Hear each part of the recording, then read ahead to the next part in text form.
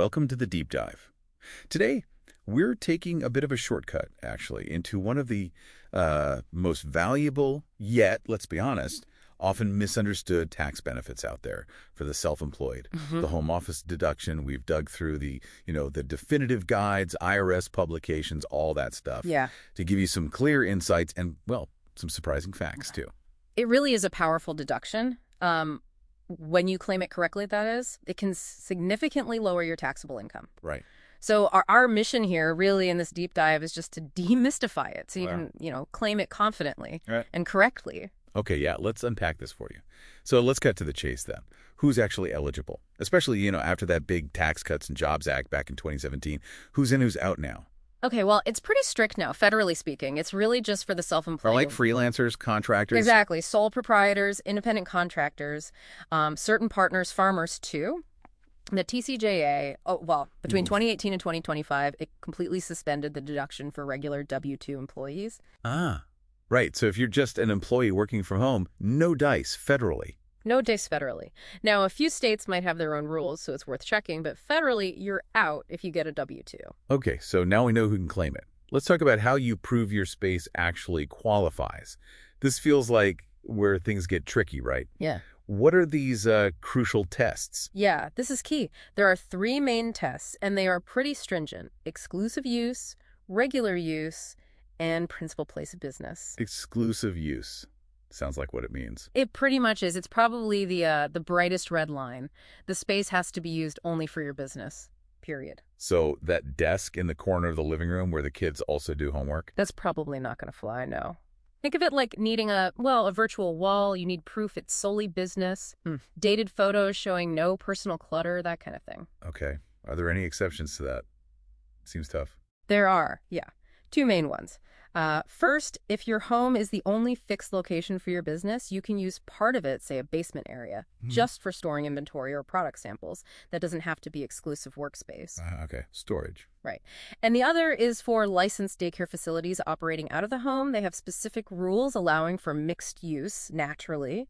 And then there's the principal place of business test. Now, this is really important for, modern freelancers. How so?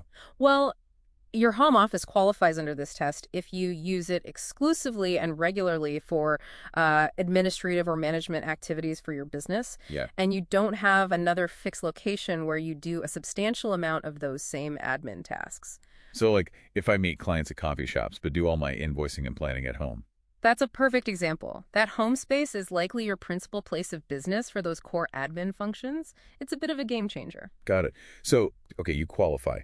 How do you actually figure out the dollar amount? I heard there are 2 ways. One's supposed to be easier. That's right. You've got the simplified method and the actual expense method. The simplified one is, simple. It's just $5 per square foot of your home office space. Okay. But it's capped. Capped at 300 square feet, so a maximum deduction of $1,500.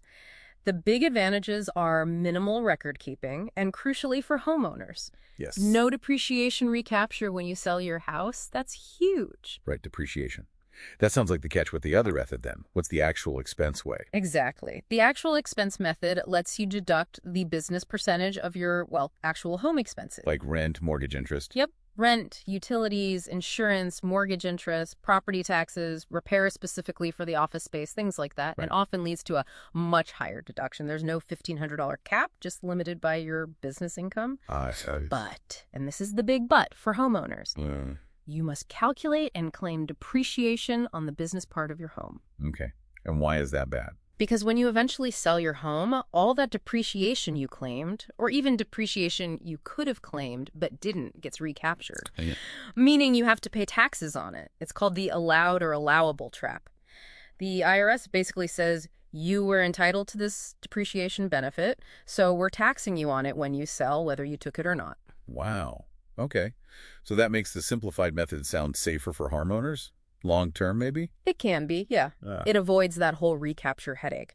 For renters, though, since there's no depreciation on a property they don't own, the actual expense method is often the better financial choice. So, wrapping this part up, how do you make sure you're doing this right? Audit-proofing yourself as much as possible. Documentation. Documentation. Documentation, that is your absolute best defense. What kind specifically? You need like an audit defense kit, keep dated photos, maybe even a video walkthrough of your exclusive space. Clear proof it's business only. A scaled floor plan showing a business area is great too. And then meticulous records of your expenses if you use the actual method receipts, bills, your mortgage interest statement, lease agreement, all that. And for the regular use part. Yeah, good point. Keep some kind of usage log. Doesn't have to be crazy detailed, maybe a simple spreadsheet or even a notebook just noting, the days and maybe general hours you're using the space solely for business shows a pattern. Okay, this makes sense. Now, thinking bigger picture, beyond just the tax savings this year, how does claiming this deduction affect, say, a freelancer's overall financial situation? Oh, it ripples outwards, definitely. First, it directly lowers your net self-employment income. Right, the bottom line. Exactly. And that bottom line is often what determines how much you can contribute to retirement plans like SEP IRAs or solo 401k. Lower income might mean slightly lower potential contribution limits, but the tax savings might free up cash to contribute. Ah, interesting trade-off. And it also directly impacts your estimated quarterly tax payments. A lower expected income means lower estimated payments throughout the year, which helps with cash flow and avoiding those pesky underpayment penalties. So this deep dive really shows the home office deduction isn't just some minor write-off. It's powerful, but you really need to be precise and think ahead. Absolutely. Precision and foresight, it comes back to diligent record keeping always, and really understanding those long-term implications, especially, like we said, that depreciation recapture for homeowners. It's critical. It's fascinating, isn't it, how just this one deduction can touch so many parts of your financial life, from your daily work setup to planning for retirement way down the road. Precisely. And it really raises a key question for anyone self-employed, I think. How integrated are your business deductions, like this one, with your overall long-term financial strategy? Are they working together? Yeah. Definitely something important to ponder as you keep building your business. Thanks for joining us for this deep dive.